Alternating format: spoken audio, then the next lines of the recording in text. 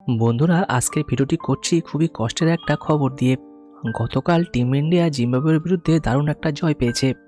মাঠে সবার মুখে ছিল হাসি, কিন্তু সেই আনন্দের মাঝেই আজ সকালে এলো এক অত্যন্ত দুঃখের খবর। টিম ইন্ডিয়ার ক্রিকেটার রিঙ্কু সিং এর বাবা আর আমাদের মাঝে নেই। আপনারা অনেকেই জানেন, ম্যাচের আগে রিঙ্কু তার বাবার সঙ্গে দেখা করতে গিয়েছিলেন। তার বাবার শরীর বেশ কিছুদিন ধরেই খারাপ ছিল। তিনি ক্যান্সারের সঙ্গে লড়াই করছিলেন এবং গ্রেটার নয়ডার একটি হাসপাতালে ভর্তি ছিলেন। জানা গেছে 4th স্টেজ লিভার ক্যান্সারের কারণে তিনি শেষ পর্যন্ত না ফেরার দেশে চলে গেলেন। এটা শুধু রিঙ্কুর জন্য না, পুরো পরিবারের জন্যই ভীষণ কঠিন সময়। একজন বাবার কাছে তার সবচেয়ে বড় স্বপ্ন কি? তার সন্তানকে সফল হতে দেখা। রিঙ্কু সিং এর বাবা সেই স্বপ্ন পূরণ হতে দেখেছিলেন। একসময় সিলিন্ডার হকার হিসেবে কাজ করতেন তিনি।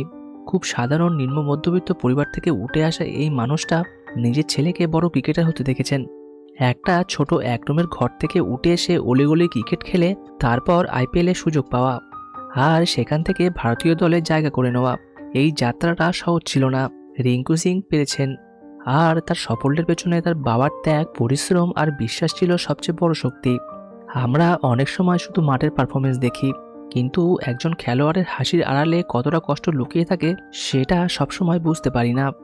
গত ম্যাচে রিঙ্কুর বডি ল্যাঙ্গুয়েজ দেখে হয়তো অনেকেই বুঝেছিলেন ভেতরে ভেতরে তিনি খুব চাপের মধ্যে ছিলেন। জীবনে কিছু জিনিস আছে যেগুলো কারোর হাতে থাকে না। যত ভালো চিকিৎসাই হোক, যত চেষ্টা করা হোক, সবসময় সবকিছু আমাদের ইচ্ছা মতো হয় না।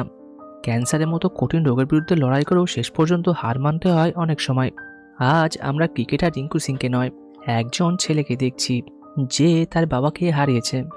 এই শোকের সময় তাকে শক্ত থাকতে হবে, আর আমাদেরও উচিত এই কঠিন সময় তাকে সমর্থন আর ভালোবাসা দেওয়া।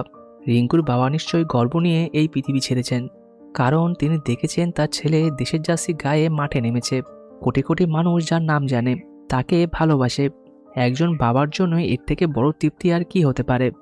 আমাদের পক্ষ থেকে রিঙ্কু সিং এবং তার পুরো পরিবারের প্রতি রইল গভীর সমবেদনা। আমরা প্রার্থনা করি তিনি যেন এই কঠিন সময় থেকে দ্রুত মানসিকভাবে ঘুরে দাঁড়াতে পারেন। ক্রিকেট শুধু খেলা নয়, এর সঙ্গে জড়িয়ে থাকে অনেক মানুষের জীবন, সংগ্রাম আর অনুভূতি। চলুন ভিডিওটি এখানে শেষ করছি। ভিডিওটি লাইক ও শেয়ার করে চ্যানেলটিকে সাবস্ক্রাইব করবেন। চলুন দেখা হচ্ছে পরের ভিডিওতে। ধন্যবাদ।